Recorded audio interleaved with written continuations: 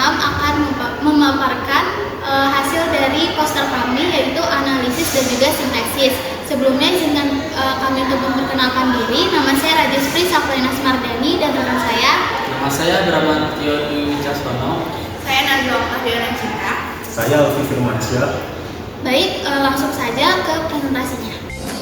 Proses berpikir analisis adalah keterampilan siswa dalam menemukan ide utama dari suatu masalah, identifikasinya, menentukan dan melaksanakan strategi pemecahan masalah berdasarkan alasan tertentu. Nah, indikator berpikir analisis itu terbagi menjadi 5. Yang pertama itu menyebutkan atau menuliskan hal-hal yang diketahui dan ditanyakan dalam soal. Yang kedua, menyatakan permasalahan yang diberikan menggunakan simbol, grafik, atau model matematika lainnya. Yang ketiga, memilih strategi dalam menyelesaikan masalah matematika. Yang keempat, melaksanakan strategi pemecahan masalah yang dipilih. Dan kelima, membuat kesimpulan dari hasil penyelesaian. Nah, yang kedua itu ada berbagai sintesis. Di sini saya akan menjelaskan mengenai berpikir sintesis. Jadi definisinya, proses berpikir sintesis adalah kemampuan untuk menggabungkan elemen atau informasi yang berbeda secara logis dan kreatif untuk membentuk suatu kesatuan baru atau pada baru yang lebih besar. Di sini ada indikator dari berpikir sintesis. Yang poin yang pertama itu menentukan suatu objek yang memiliki sifat sama ke dalam satu klasifikasi untuk menyelesaikan persoalan matematis. Yang poin yang kedua, merencanakan jawaban masalah.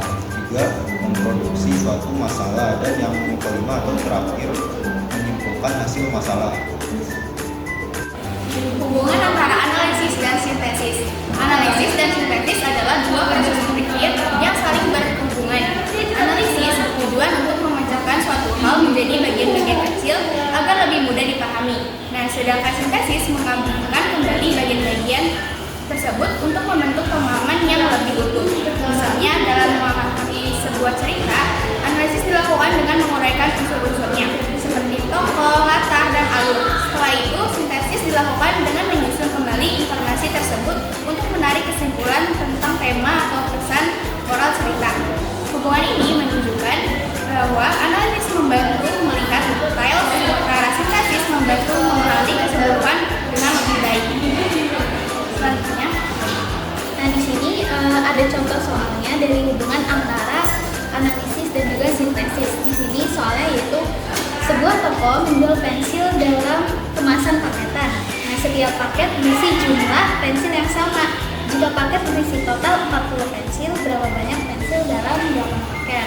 Nah, di sini kita menggunakan cara analisis dan juga sintesis. Pertama kita analisis dulu dari soal yang sudah diberikan. Di sini analisis yang ditemukan yaitu diketahui 5 paket berisi 40 pensil. Yang kedua, jumlah pensil dalam satu paket itu dapat dihitung dengan 40 dibagi 5. Hasilnya yaitu 8.